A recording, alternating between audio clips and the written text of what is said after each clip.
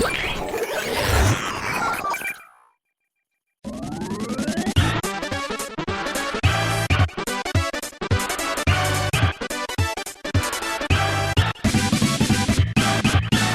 everyone, and welcome to the Vookcast, Australia's Nintendo podcast.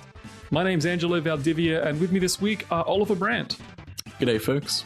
And Luke Henderson. Howdy.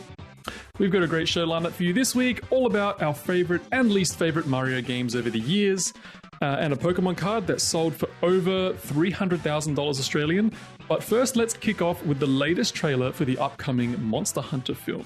So for those who aren't aware and they haven't seen anything about an upcoming Monster Hunter film and are completely surprised by this, it is being directed by Paul W.S. Anderson and does star Mila Jovovich of the Resident Evil series and the Fifth Element, very popular from that one, depicts a military group being somehow teleported to a parallel Monster Hunter world.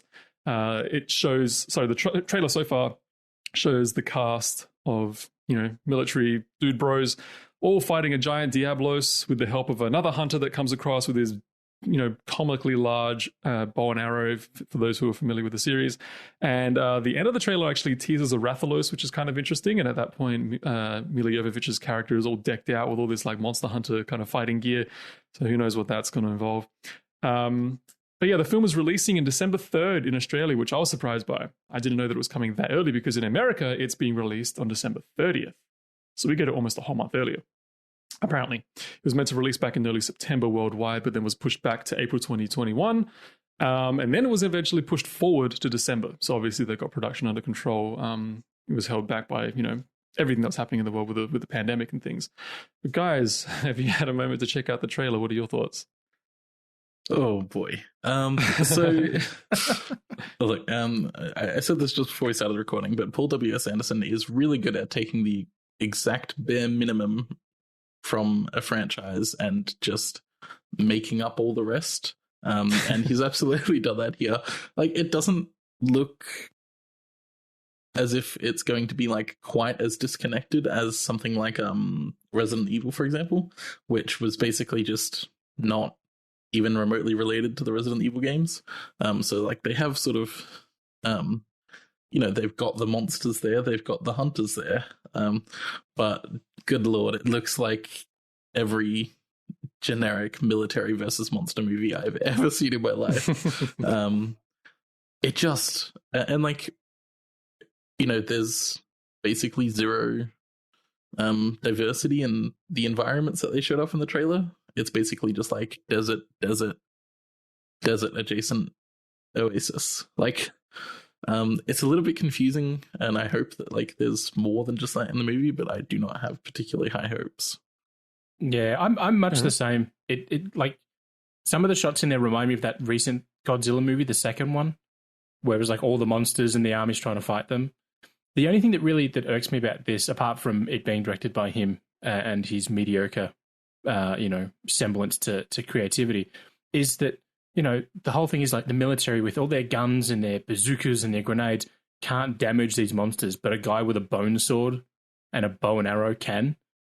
Like, there's a suspension of disbelief in any movie. I get that. Fast and Furious launching cars out of buildings and out of planes, but I can understand if they don't do too much damage, but there's guns in the Monster Hunter games. So there has to be some sort of middle ground in it, and so far the trailer hasn't shown any of that. So, well, I think we're missing a key point in that regard is that the hunter himself has probably ate quite a large meal, whereas the military people probably haven't had anything to eat for 2 days or something like that. So their stats are way down, obviously. So that's the problem. Probably. They just need some palicos to really just whip up a feast, and then they'll be fine. I honestly now wonder if there's going to be palicos in the movie, and if the humans from our world will like freak out over the thought of like anthropomorphic cats. But it's just looking at the trailer, you can tell it's going to be sort of the standard paint by numbers military versus monster film. Like, they get somehow transported to another world and there's a whole bunch of monsters there and their weapons aren't effective, and then the monsters come back to the human world, and isn't that terrible? It's basically the plot of, the Digimon movie, except the Digimon movie didn't have a whole bunch of military in it. I was going to say it's probably closer to like Jurassic Park: The Lost World. I mean, that's probably not far off. Yeah. I also think that like what we've seen of like the Diablos and the Rathalos is probably going to be about as involved as they are in the film. It's sort of a big thing with these types of films that you don't see a lot of the monsters until, you know, the climax of the film. Well, I'm a little more optimistic about the film. I mean, I'm sure it's not going to be great, but I'm probably a little more optimistic.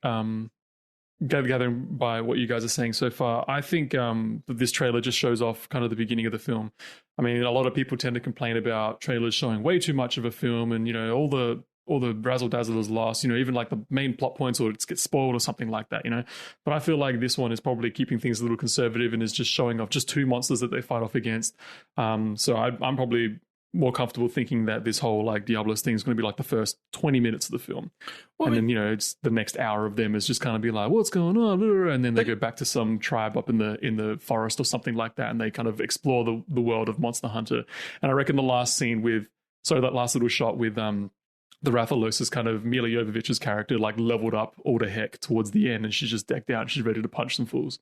I mean, this is the problem I have with video game movies as a general thing is, if you know the world, if you know the lore from the games, a movie adaptation is never going to do it justice, regardless of the cast, the director, the budget for it. And nothing's ever going to work. Even that Uncharted movie that's coming out with Tom Holland and all that, it won't be Uncharted because it has to achieve a balance between what the video game folks know and what's acceptable for, you know, people that have never seen it or going into the movies for, you know, date night or whatever, and they're getting their first look at this franchise ever. And my only concern with this is they're going to treat it as if it is a generic sort of monster rather than giving them the real personalities and quirks that people from the series know, just because that might be a bit too complex for them, for the general movie-going audience to pick up. And I don't think it's going to be a bad thing in the overall if you go in just expecting a good monster movie. But if you're going expecting a Monster Hunter movie, I think you might be a bit let down. Yeah, maybe. I mean, but the interesting thing is something that I saw on Twitter was Casey DeFreitas from IGN. She did a quick Twitter thread because she actually visited the set of the film back in late 2018, and she was able to finally talk about it and put up an interview that she did from that time with the director and Mila Jovovich.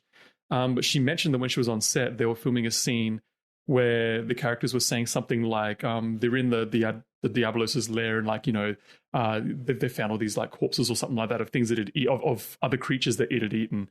And Casey DeFreitas is very well known as a James journalist of being a really big Monster Hunter fan, and she actually pulled one of the producers aside and mentioned that, by the way, just so you know, the Diablos in the game is actually a herbivore. It's not a carnivore.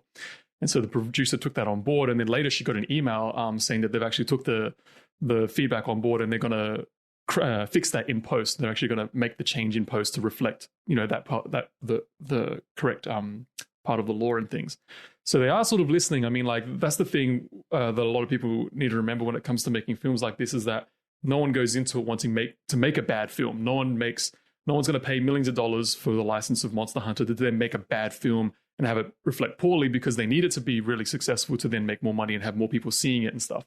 So while like something like the Resident Evil series may not have been like, you know, quote unquote good, it may not have reviewed well or something like that, like it still does make a lot of money and people still go to see the films because it has that name value and that kind of recognition. And so long as it has just enough to keep people coming back, like that's all the film companies really need. They just need it to be successful monetarily rather than something that, you know, will be considered good 30, 40, 50 years in the future. Yeah, but I think it's definitely possible to make a movie based on a game franchise that, you know, does respect that franchise and does take a lot from it. I mean, we just look at something like Detective Pikachu. Fantastic film. As a live action film, like film. It there is nothing about that is, you know, the watered down Pokemon experience. It takes all of the quirks and all the weird stuff about Pokemon and presents it in that way. But it's also a smaller film, with a smaller set of characters and Pokemon that they pull from, you know, within a limited sort of thing. It's not like this big grandiose adventure kind of thing. I mean, there are some sort of epic scale things that happen. And Sonic did the same thing. Sorry, I didn't get that. What was that, Luke? Sonic did the same thing as well. That's the next one I was going to pull up as well. I saw Sonic in the theaters and I reviewed it for the site actually. And I loved that film. I thought that was a really well done video game film. Within 1 year, we had 2 really good video game films, and they were much more smaller and much more personable stories rather than just kind of like, hey, look at us, just go throw balls at animals kind of thing, you know? Yeah, and that's the thing. Like, I don't think that, like, you know, the hero's journey that is a Pokemon game could really be adapted to film all that well. Like, you can't really do, you know, a 90-minute experience of going to every single gym leader and getting the badges and going through the Elite Four and defeating Team Rocket. Like, you have to pare it back to, you know, more personable experiences. So, you know, as you said, like, we got 2 fantastic films, and I think, like, part of the reason that those were good for both the general public and for fans of those things is that, like, it did lean into some of those quirkier parts of, you know, both of those universes.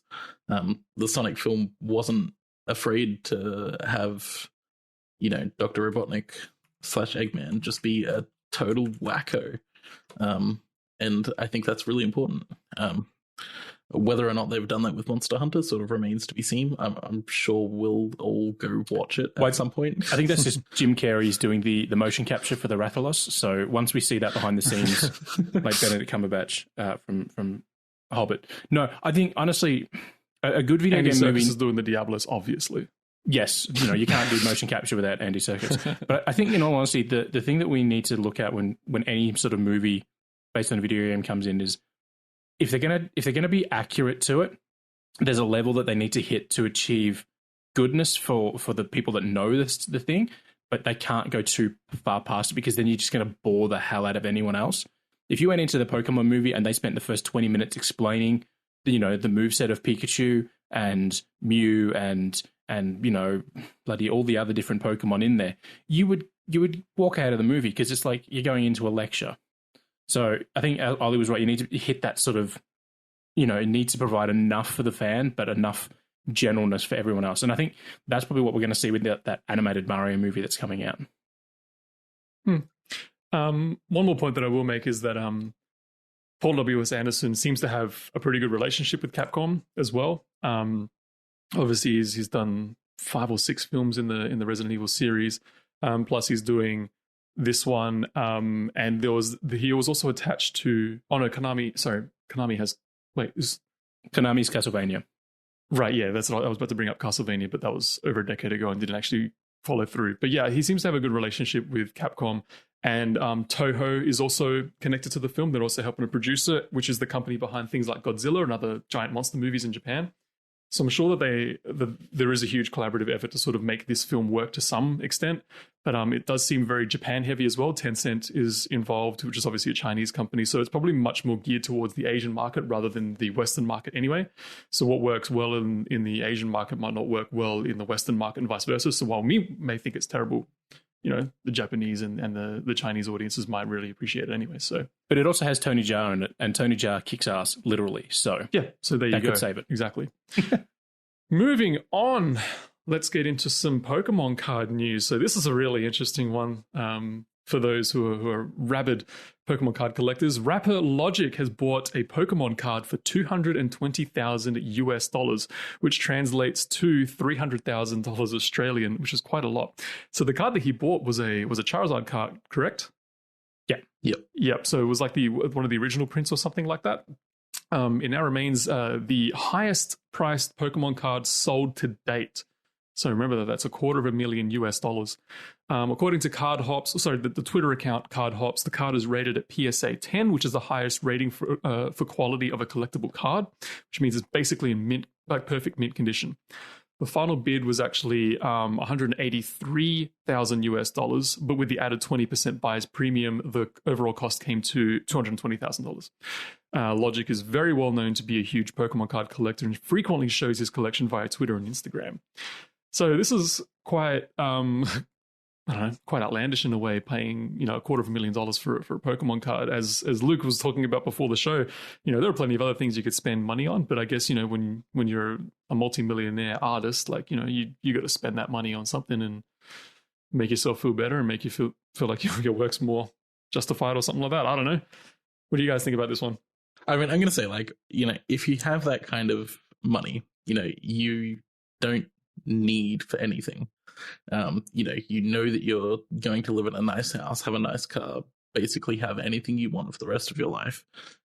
It sort of is like one of those things that's like, if I had an infinite amount of money, yeah, there would probably be things that I would spend way too much money on. And that's basically what's happening here, is that, like, nobody should ever really value a card, a single playing card from, a set from, 20 years ago, at 300,000 Australian dollars. Like, that's insane. Nobody should ever like put that much value on like a piece of cardboard with some ink on it. But like, I don't know, like, it again, if I had infinite money to spend, like, I would probably spend it on things that I would personally enjoy having. And if this for him was that, then like, go ahead. I mean, I think it's extraordinarily dumb. I would never spend that much money on it. But like, if that's your dream in life is to have that exact card, and you can afford to make it happen, like, I don't think sort of any amount of money would have been enough for somebody whose life goal is to have that card. Well, I mean, I don't begrudge the man from buying things he likes. Everyone does that. We all buy the games we like, or comic books, or whatever. That's fine. That's not my issue here. My issue is that, with most of the world suffering financially because of everything that's going on, to hear a story that somebody's gone out and spent, $250,000 US on a playing card that's 20 years old, that he's never going to use. It's just going to sit in its little plastic container and be, tucked on a desk or something.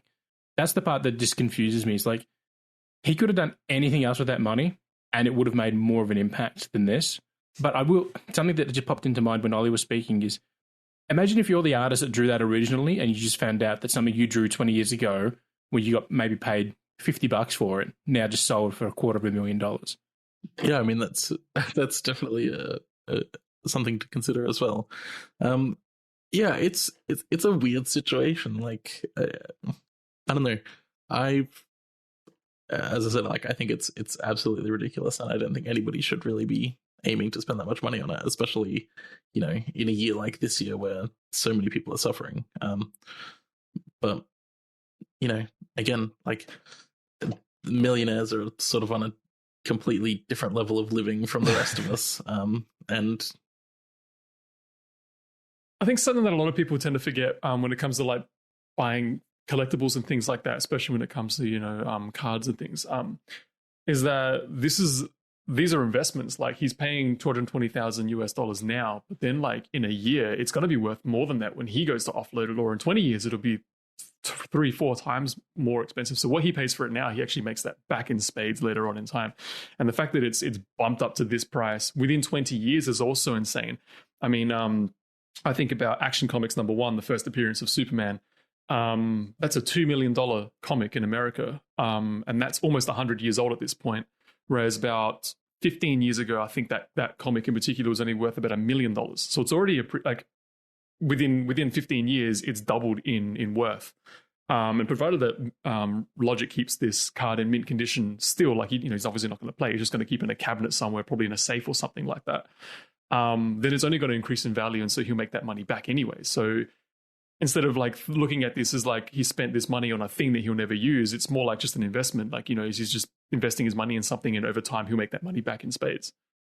Yeah. I mean, I don't begrudge anyone from buying what they want to make themselves happy. That's not my issue with this. My issue is just that with all the things he could have spent $220,000 on, or 180, whatever it was, there's 1,000 other things that could have come before this. And even as an investment, that's assuming that, Pokemon stays relevant over the next 10, 20 years. I think it'll be fine. I think it absolutely will. It depends, but, things always change. But my issue is just purely just like, it just seems like it's one of those purchases that didn't need to happen. But again, as Ollie said, millionaires, maybe it's the air that they breathe. Maybe they have access to different air when they become a millionaire. And maybe that just changes the way they think on things. Well, if we want to talk about wastes of money the millionaires spend money on, let's talk about sneakers, boys. Let's talk about sneakerheads who spend hundreds of thousands of dollars on like Yeezys and all sorts of junk like that. My goodness. I don't want to disparage like sneakerheads too much, because like we do have a few of them in the Vookcast Discord, and like they're really lovely people, but like Goodness me. I'll go on the record and say sneakers are dumb. But like I've I'll seen like anger them. some of the the special edition, like some of the Dragon Ball sneakers. Like I know somebody spent like $400 importing like one of the Dragon Ball Z sneakers, and it looked absolutely hideous. It was like literally the ugliest shoe I've ever seen in my life. But like who would spend that much money on it? Like you can go down, like I'm not like suggesting anybody do this because like it's shit quality, but like you can go down to Kmart and like pick up a pair of sneakers for $30. Like even and if then you a can want of like spray paint for $5. yeah, but like even if you want like nicer sneakers, you could head to a shoe store, spend a nice $120 and get a good pair of sneakers that'll last you a long time. But like spending like $400 to import like absolutely hideous shoes that you're probably never going to wear, that's insane. So yeah, like all of us have our things that we spend dumb amounts of money on. I've got a gigantic Steam library full of games that I'm never going to play, but I keep buying them, and here we are. So yeah. All right, let's move on to the main topic of this episode, which is going to be the best and worst Mario games according to us three on the Vookcast today. Is there anyone in particular who wants to go first? Otherwise, I'm happy to start things off. I'm happy to go first because I think that mine are probably going to be the least controversial. So in terms of like the best sort of traditional Mario game, I cannot go past Super Mario 3D Land. Fantastic game on the 3DS. I think it was the first sort of attempt by Nintendo to take their 3D games and implement them in a fashion that was more similar to how they've handled 2D games in the past. So you've got the overworld and you've got all of these things where it's presented like a 2D game but it still has 3D gameplay. But I just think it's an absolutely fantastic game. It is an absolute joy to play. It controls incredibly, and is generally just like one of my favorite games overall. I'm happy to take objections to that. I know, I agree with you on that one. It is a fantastic game. Even now, whenever I boot my 3DS up, there's a fair chance it's just to play some 3D Land, because it's just one of those games where it just feels so good to play it. And especially in handheld, you get comfy, you put your 3DS up in front of your face and you just sort of get into the game. So yeah, I agree with you. I think for that point in time on that particular system, I think it is a very good Mario game. I think it's done better on the Wii U with 3D World.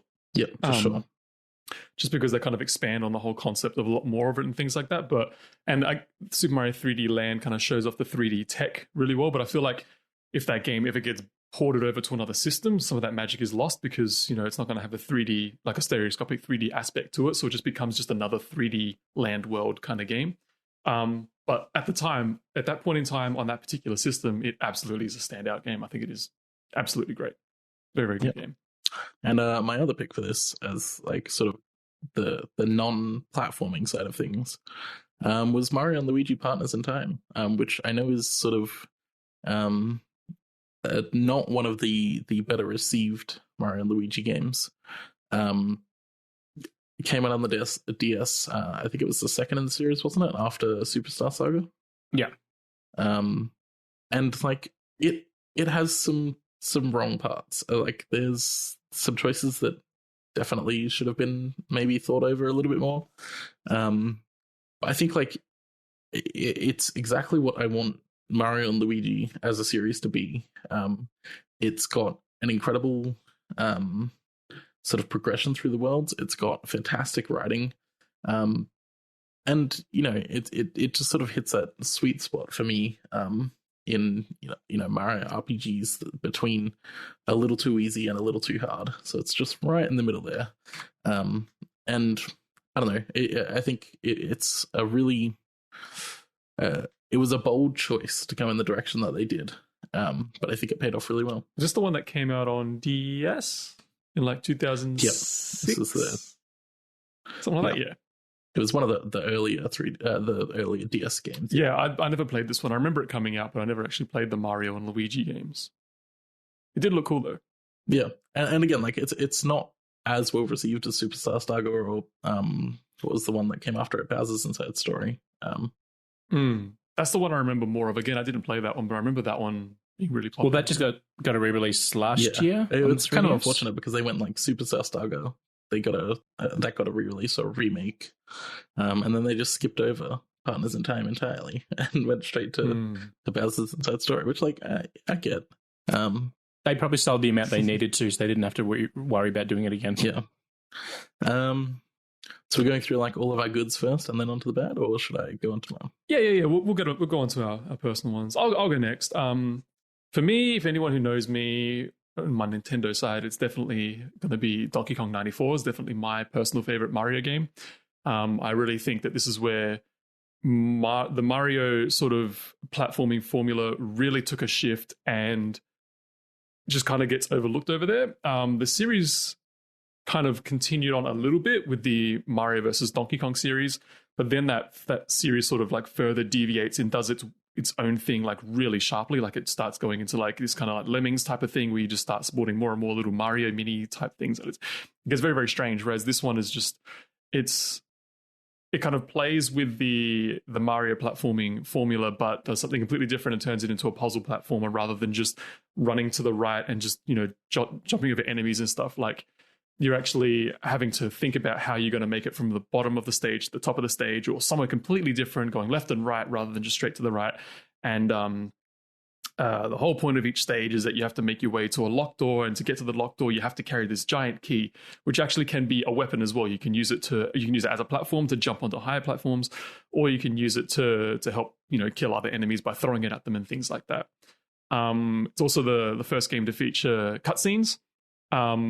Outside of something like New Super Mario Brothers 2, where you might just get or Super Mario Brothers 3, where you just get like a curtain up or something like that. This has proper cutscenes with little skits, between certain boss fights and things, with Donkey Kong going to new areas and showing you how to use new items and things. Like it actually shows Mario using new items or new power ups and all those kinds of things. I think it's a really special game because it's a spiritual successor. It's basically a sequel, but more of a spiritual successor to the original appearance of Mario, then known as Jumpman, and Donkey Kong, where the first 4 stages are just the original arcade game. But then after that, you find out that you have like 96 more stages to get through in the game, and they're all wildly different in different environments, and has all this great music and all these kinds of things. And the most weirdest thing of all is like, this is a fully fledged Mario game with 100 stages, and they get more and more difficult as you go, and also has a save system and everything like that. And it's on the Game Boy. Like of all things, of all platforms, it was for the Game Boy. It wasn't for a home console where you would normally see this kind of thing. It did release concurrently with the Super Game Boy, so you could play it on your Super Nintendo at the time. And it did have like its own exclusive little features where you played on the Game Boy, and played on the Super Game Boy, and it's in full color, and it has cool borders around it to make it look like the original arcade cabinet and things like that. But the fact that this was just a Mario game that was bigger and more feature rich, I'll absolutely say that it was way more feature rich than any other Mario game at the time, and it sort of outshines a console game around the time. It was made for the Game Boy instead. So that's my argument for it. I really, really love Donkey Kong 94. I think it's really great. Luke, your turn. For me, it was a bit of a toss-up between Super Mario World on the Super Nintendo and Mario Sunshine on GameCube. And I went with Sunshine purely because it took the Mario 64 formula, but then it added enough challenge and complexity for me as somebody who was growing up, what was I, 18-ish when that game came out? So there was enough in it that, for me as a challenge, I could really sink my teeth into and enjoy it. Plus, it had, I love the idea of the tropical islands and the characters. So everything just sort of came together for me in Sunshine, as that was maybe not the game people wanted after 64, but it was just, to me, it was an extension of 64, and it just added enough of a new challenge system to it in terms, especially those platforms where the levels where you don't have the flood device, and it's all about your control of Mario. That to me is what really makes that game one of my favorite Marios of all time. The other one, which I didn't put on the list, but Mario Kart 7 for the 3DS. I think that was just a fantastic entry in the Mario Kart series, so I'm sticking that in at the end. Yeah, I'd agree with you actually. Like Super Mario Sunshine, like it gets overlooked a lot of the time. I mean, a lot of people will go back and argue and defend it now, or they'll argue harder saying that it sucks or whatever. But yeah, I agree. I think if this game, because this game does have stages where Mario doesn't have the flood, and those ones are the ones that people remember better as being the better parts of the game. I think that if they flipped that and made that sort of thing more of the main game and only gave you the flood sparingly, I think people would have a completely different opinion about Super Mario Sunshine. But that's just me. Yeah, I mean, as somebody who's been playing through Sunshine for the first time on the Super Mario 3D All Stars collection, I have nothing bad to say about it. Like it's a little bit jank in places, but like it's quite fun. I will say I don't love that I have to watch the silly slow pan over Delfino Plaza after getting every single shine. It just is not great. But apart from that, like it's a lot more. A lot of the shines are more of the sort of puzzle solvy kind that we saw a little bit of in Super Mario 64. But they really went hard on sort of like solving the puzzles using Mario. It's not all just environmental stuff. It's just like, you know, how can I make Mario get to this particular point or do this particular thing? And that's what I really like about 3D Mario games is that sort of puzzle solving aspect. So there's some where they have like the blue coins or the red coins in the level. You got to get all 10 of them or whatever it is. Yep. And some you have to like wall jump and then backflip off the wall and then like maybe hover for a bit with the flood, and you know. So there's a lot of like, you know, to and fro with the jumps and the moves, and it really makes you have to learn the moves and to sort of be able to master them. And I think again that's one of the reasons that I love Sunshine is it just took that core movement that we got with 64 but just expands on it greatly. So yeah, for sure. Also, the Super Mario Sunshine soundtrack absolutely slaps. That is a great soundtrack. It's incredible. Easily one of the best in 3D Mario. It's probably only surpassed by, I was going to say Galaxy, but I think Odyssey is probably the better choice there. I think including the soundtracks to all three of those games in the Mario 3D All Stars collection was the right choice because all three of those games have brilliant soundtracks. Absolutely. For completely different reasons and for different functionalities of the systems that they're on at the time. I think they're very, very good soundtracks.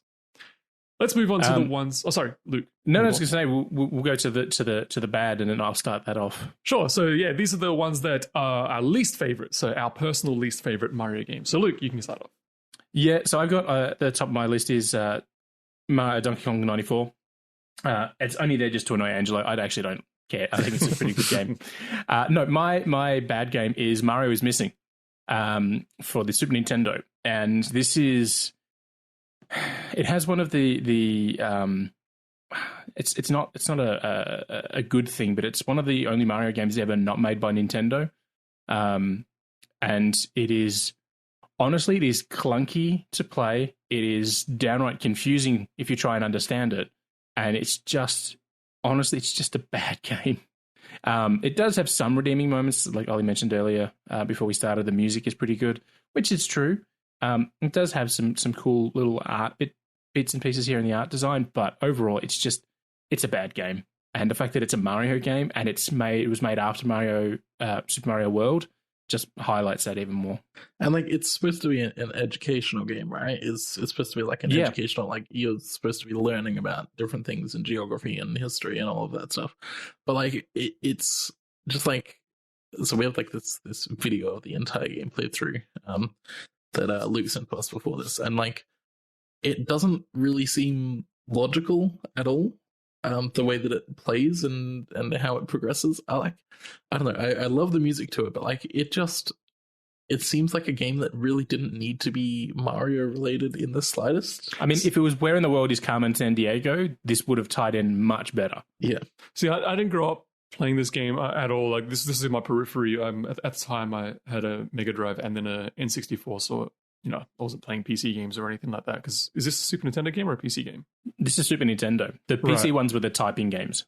Right. Okay. Yeah, and you're saying that this is more of an educational game, and I'm looking at it. I'm looking at the video clip as well of the gameplay, and like where is it set? Because they're just running around like this weird like town, right?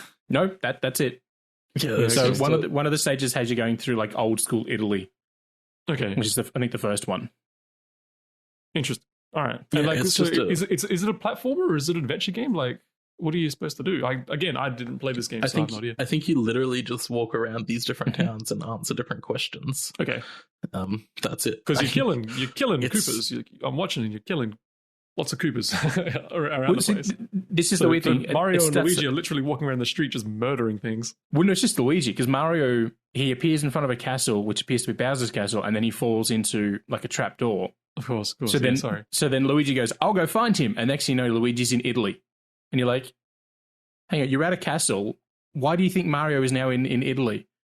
We already know he's not Italian. He's not a plumber, so there's no reason for him to be all the way over there." So yeah, it's like those Zelda games on the Philips CDI, which is one of those things where they got the license, so they ran with it, and yeah, it just should not exist. It just reminds me of like sort of one of those Chinese bootleg games where they take an existing game and then like drop in, Mario assets or Pokemon assets, as was often the case.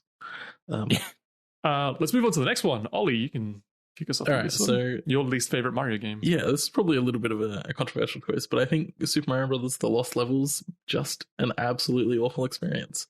I do not blame Nintendo of America at all for not wanting to bring it over, because it's just like it gets its reputation as being like a more difficult Mario one.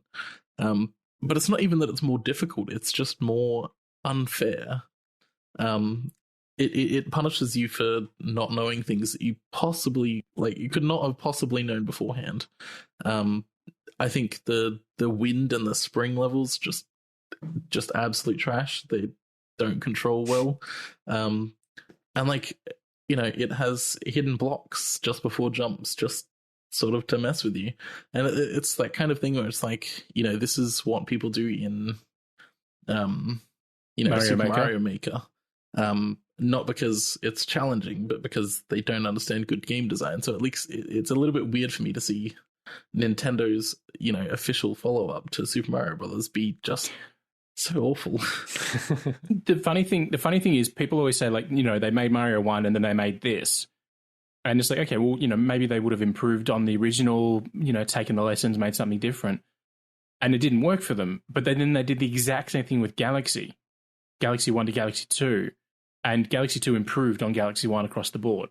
So it's not as if they couldn't do it. It's just back in the day they thought this was the way that it needed to be. And I agree with you, Ollie. It's not as if it's a horrible game. It's not like Mario is missing bad, but it's not what you would have expected a sequel to the original Mario Brothers to be. Yeah, it doesn't improve on the original in any way. It just makes it, a little bit more frustrating to play.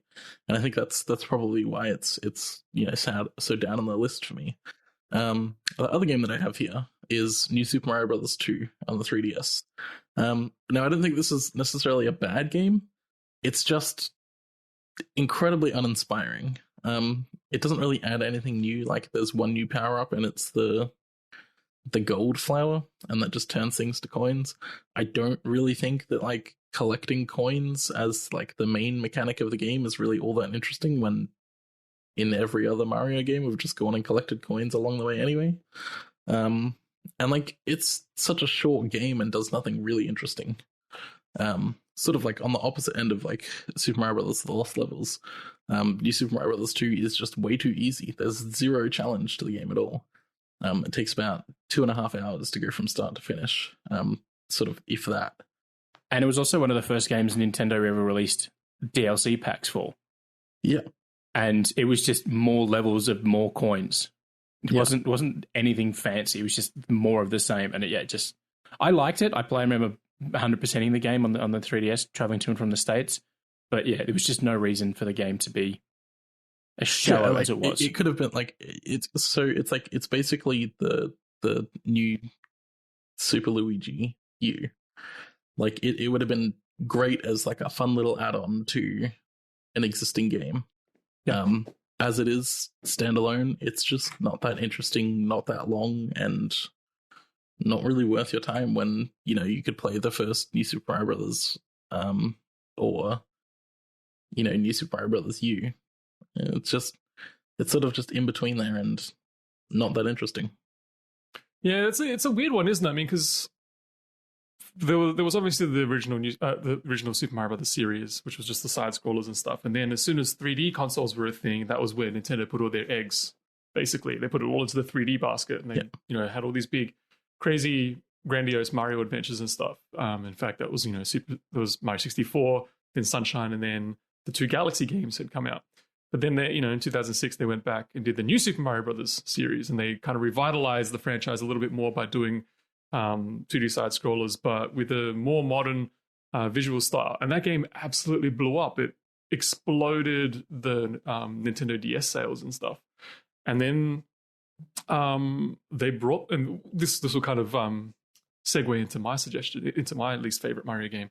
And then the advent of the Wii came out, and that became a huge success as well. So they had these 2 systems that were just wildly popular and were in so many hands and things. So in 2010, when New Super Mario Brothers Wii came out, that game, which was my suggestion for this topic as the least favorite, that game just was just like a real shell of the original sort of idea. It was basically just took the same assets. Like, it didn't really look any better than the DS version. The main difference here is that it was just a 4-player Super Mario game. And while that did change the dynamic a little bit, it was just so uninspired. Other than that, I mean, there were a couple of new hats. There was the weird, like, spinny top one that made you sort of like fly around a little bit. But we've already had other power-ups for Mario that make you fly at this point. So having just another one on top of that didn't really add anything, in my opinion. It kind of popularized the idea of baby mode, I guess, in games, where you could just like press the A button in the sideways Wii remote and just go in the bubble and then just avoid danger. But then if everyone did that, then everyone died, which kind of sucked in a way, because you could pop the balloons and then so you could pop the bubbles that people were in, and then if you pop them and they fall straight down and they die, then you're kind of screwed anyway. So yeah, it was kind of unbalanced in that regard. And then it was that kind of point where I feel like the new Super Mario games really deviated and just became like just more annoying rather than anything else. Because then we got the Wii U version, and then there was New Super Mario Brothers 2, which is what Ollie was talking about, and then New Super Luigi and stuff. And yeah, I feel like New Super Mario Brothers, the original in 2006, was just so good. It changed things up. It added a couple of new power-ups, and you could do some really cool mini games that were playable multiplayer between 2 DSs over Wi-Fi. But then when it came to console and things like that, where it became a more singular experience, it just became soulless. So when the Wii U version came out at launch, I remember 100%ing that game. And the final level I had to get the coins one was where you had to be Little Mario and you had to enter the level from the other side of the map. You literally had to go past it and then back onto the level as Little Mario to activate to come in off the back end of it. Otherwise, you couldn't get the coin. And Right. for you, I remember that being fun because they started putting all these harder challenges in. But with Wii, they basically took what was good about the original New Super Mario Brothers, and they just said, "Cool, let's add more players," and that was the extent of it. And even with New Super Mario Brothers, the whole series really they made one game and they just sort of replicated it and just changed enough to justify sticking a number or a new platform name at the end of it, but they haven't actually made significant changes to that formula since the first one in the new series. Whereas on the 3D games, every time there's a new 3D game, excluding Galaxy, they tend to reinvent everything to give people something new and fun to do. And the new Super Mario Bros. Series never did that. Mm. Yeah, and I think like part of the problem with like the more recent New Super Mario Brothers games is that they rely a lot on nostalgia. So you see, it's like, oh, we have the raccoon tail, isn't that fun? Or that kind of thing. Like it's uninspiring. Like if New Super Mario Brothers U was like the first game in the New Super Mario Brothers series, that would have been great. But the fact that it's the fourth or fifth one, I'm not even sure. It's sort of uninspiring. And yeah, it sort of did kind of all start with New Super Mario Brothers Wii, where they just sort of took those assets from a fantastic game and made it again, but on the Wii. I mean, and like, yeah, my main issue with New Super Mario Brothers Wii is that like they sort of said, this is a 4-player experience. You want to play this with 4 people. But then like none of the levels were really designed for that. It feels really like an afterthought. And it's just not that fun. So the to prove that it's a cookie cutter game, to prove that it's not an asset flip, but it's as close to an asset flip as Nintendo's ever going to get. Super Mario Run on the iPhone, on the Android phone, that is made with the same assets. And I'm not talking about they took the same art style. No, the same assets. Because if you play that on a larger phone screen or an iPad, you can see the gaps in the assets because they're blown up from the little teeny tiny slides they used to be to much larger, and it does not look good. So the same assets that made the Wii version of the game are the same ones they're using on the phone game. It's interesting around that 2010, between like 2010 to say like 2014 time period. That was the period where people kind of their opinion of Nintendo kind of flipped. I mean, like not most, but like people who weren't Nintendo fans prior to that were always going to say that Nintendo was doomed and they suck and all these kinds of things and Nintendo games are for kids. But it was that 2010 to 2014 period when people's, generally even Nintendo fans, their opinions kind of really flipped about Nintendo games being lazy. And I say lazy in quote marks. I remember, I think it was around 2010 or 2009, there was that infamous article by Matt Casamassina at IGN, who was very well known as being the Nintendo editor for IGN at the time. That was basically his beat. He would always cover Nintendo games. And there was an infamous article out of him that was famously called Nintendo is lazy and you don't care. And it was pretty much talking about New Super Mario Brothers Wii and how efforts into making that game were just, it felt like it was just kind of like churned out. And then let's also not forget that was also the 25th anniversary of Mario that year in particular. And that's when we also saw Super Mario All-Stars for the Super Nintendo get re-released on a disc for the Wii, which was literally just a ROM put onto the Wii disc. So it was just like a 4 megabyte game. A limited release. Yeah, it was just a 4 megabyte game that just took up a CD basically, or a DVD or whatever it was. And it's crazy because that year we also got one of the best Mario games ever made. We also got Super Mario Galaxy 2. So just within that 1 year, we got this wide variety of just Nintendo's efforts. We had this fantastic Mario game that they put a lot of effort into, and then these 2 other just really kind of like subpar Mario games. So it's a very interesting time around then. And that 2010 to 2014 period is also where New Super Mario Brothers 2 came out as well. So it's a very interesting time around then. That was when they were really riding high on the success of the popularity of the Wii, and then it was really starting to crash at that point. Yeah, I think it's just like one of those things where it's like, I don't think any of us can expect an innovative new experience from 2D Mario anymore. I think it feels a lot like what we're getting from 2D Mario is something to keep the coffers full while they do more interesting things in other series. So like, 3D Mario is always interesting. We've had Zelda games come out that have been interesting. And it just feels a lot like... what they're doing with 2D Mario is just keeping the coffers full to fund other experiences. See, I agree to an extent with what you're saying there, but if they did a remaster of Donkey Kong 94, that would change things completely because that is a very different Mario platformer. To be fair, though, that's a Donkey Kong game, not a Mario game. Just on name. But it is a Mario game. It is absolutely a Mario game. It was the first appearance of Mario. It is Mario against Donkey Kong. You play only as Mario. But the only thing that I have concern with the 2D Marios is I don't mind them. I enjoy them because they're pretty basic. I can just play them for 10, 20 minutes and just get a bit of a fix.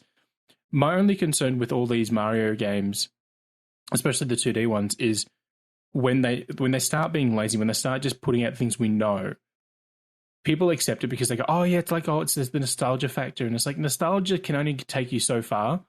And Nintendo is a company they'd love to lean into nostalgia, and it'd be the same as if Disney, right? But it'd be the same thing if Disney kept remaking Snow White, and not remaking, but just taking the characters and putting them in new stories every 2 years. People would have been pissed off 80 years ago. They'd be furious today. So the fact that Nintendo keep doing it and we keep succumbing to them, we keep saying, yeah, no, it's fine, do it again. We'll buy this differently. I don't know. I mean, I think this sort of, at the end of the day, it's a Paul W.S. Anderson situation where, it's making billions and billions of dollars. Yeah, so, like, people are clearly buying it. It's just make money. That's all they need to do. Yeah. All right, let's move away from that one. So those are our personal picks for the best and least, sorry, our favorite and least favorite Mario games. Let's move into games we're playing. We're pushing time a little bit here, but we've still got a little bit. So I'll quickly go first. So my games that I'm playing, two of them are purposeful. One of them is Crash Bandicoot 4. It's About Time, which I'm reviewing for Luke's site, Maxi Geek. I didn't really grow up playing Crash Bandicoot. I didn't have a PS1 growing up, so I kind of missed the whole nostalgia thing. Although I did go to friends' houses and we did play some of the Crash games, mostly 1 and 2, not so much 3. So coming to this one, I was really excited by because, I really want to actually get into or at least, come to understand the Crash series a little more.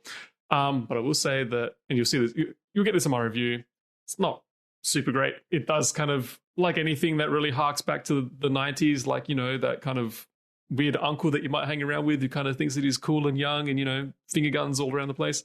Crash Bandicoot's just really kind of on the nose and really, again, tugs on that kind of nostalgia. It does do some different, mildly interesting things, but it is just more of the same. I mean, like it's still the exact same kind of jank that you would expect.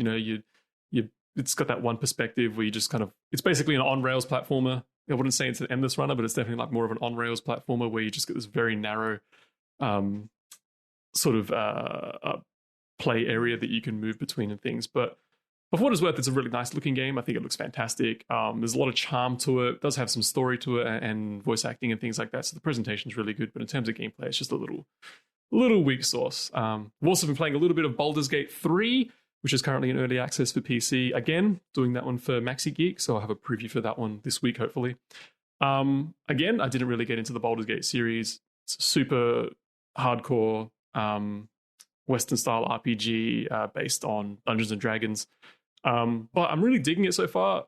It's in early access, so it's a little broken. There are a lot of glitches, some problems even in the cutscenes and things. Character models moving around, or at least whizzing past the screen, but they're all like just dead still. So it just looks really odd. But I've played the first couple of hours and I'm actually kind of digging it. Looks really cool. Has a really cool story. Some of the characters are awesome. I'm playing as a cool demon guy with a cool like devil mustache and a big red devil tail. So I don't know anything about the characters or anything, but I'm super keen to get into it. And just for fun, I've also been playing Monster Hunter Stories. Just after the announcement a couple of weeks ago for Monster Hunter Stories 2 coming to the Switch next year. And this one's much more geared towards kids and is much lighter on the Monster Hunter sort of formula and is more focused on just a cool little RPG story, basically. But it's super cute, and you have a little Rathalos baby friend who hangs out with you, and yeah, totally digging it so far. I will point out something with Baldur's Gate 3. It's done by Larian Studios. They didn't do the first two. That was done... Oh, God, I can't remember who did that. Yeah, you're right. Somebody else. Was it like Obsidian or something like that, right? No, I don't think it was Obsidian. It doesn't matter. But Larian Studios also did... I was going to say Pillars of Eternity. That was Obsidian. Yep. The other one, I can't think of the name of it either. But it was the first game on Switch that lets you bring your save in from Steam. Oh, it was BioWare and Black Isle Studios? Black Isle, yeah, because they brought those out on Switch last year along with some Neverwinter Nights ports as well. But yeah, it's not Pillars of Eternity. I can't remember what it is. But yeah, you could import your game from Switch, and they were the first people to work that out. And now like Hades is going to be doing it. There's a few other games that have done it as well. So yeah, Larian Studios, they took the time on their Switch version of the game. I'm going to have to look it up now because it's going to drive me insane. That's all right. Well, in the meantime, we'll move on to Ollie then, and then we can come back to Luke.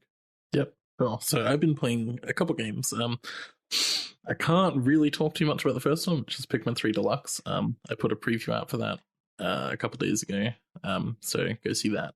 And I will have a review at some point in the future, but I'm not allowed to say because Nintendo will find me a lot of money. And I've also been playing The Survivalists, which is from the people who made The Escapists. It's a game. I haven't been enjoying it all that much. It seems like a game that would be better on PC and better with friends.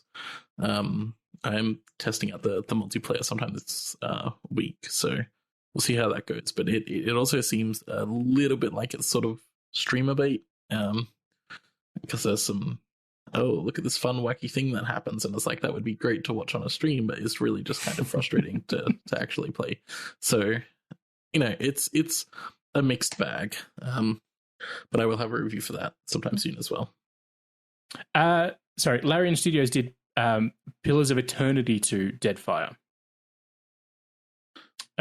Sorry, that was Obsidian. Sorry, Divinity Original Sin 2 Definitive Edition. That's what, because they're both 2 and yeah. So that was the one they did. But yeah, so that's what they were working on. The games I've been playing at the moment is Mario Kart Live, which is interesting, and other games that are under NDA, unfortunately, so I can't talk about them at all.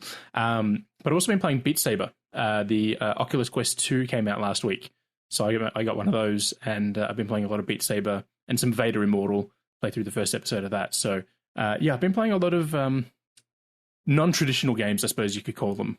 Some AR and VR games is a lot lately. So, dude, I love Beat Saber. Beat Saber is so good.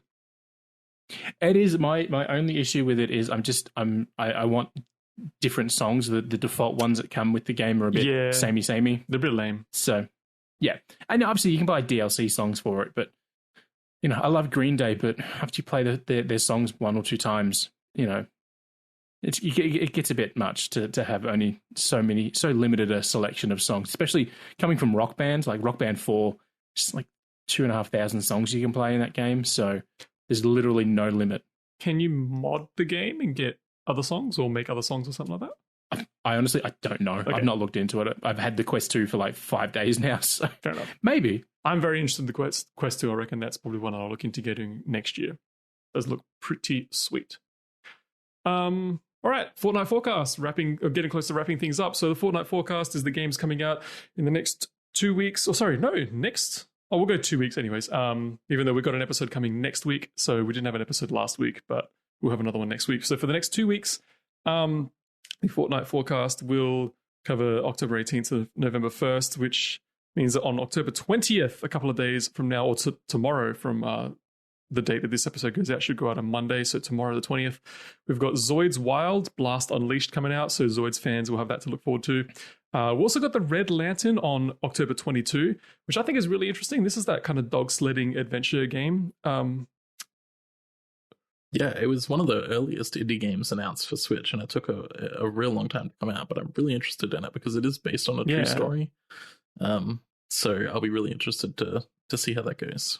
It's kind of Firewatch-esque in the way it looks, and the kind of story and things like that as well. But yeah, it's about someone kind of in the snowy mountains with their dog, with their huskies and stuff, like dog sledding across the snow. Sorry?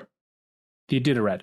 Yeah. Iditarod, yeah. There's a really distressing moment in the trailer where a bear attacks you and kills one of your dogs. So that's something to look forward to. Yeah, really looking forward to a dog being killed. October 23rd, we've got Transformers Battlegrounds and Cadence of Hyrule, the retail release for that one. Plus this Pokemon Sword and Shield Crown Tundra DLC. So the second DLC release for that one for the people who have the season pass. I just want to jump in here too. Transformers Battleground is done by Outright Games. They've done a lot of licensed stuff on Switch. This is a bit different because it's actually XCOM sort of style gameplay. It's a turn-based tactical Transformers game. Yep. So it's quite a bit different from the last couple of Transformers games we've had. The last one was actually done by Platinum. So, and Zoids is also done by them, but it was actually developed by Bandai Namco in Japan. But Bandai... Yeah. Just localized. Bandai didn't want to bring it outside of Japan, so Outright have done that work for them. So cool. On October 27, we've got Oddworld New and Tasty coming. So this is a sequel to Oddworld, or is it a remake? No. This is the remake of the original PlayStation 1 game, right. And it's Abe's Odyssey and Abe's Exodus, sort of redone in a new art. So it did come out on Wii U eventually. They had to, shrink the file size down. With some limitations on Wii U download sizes for the eShop back then.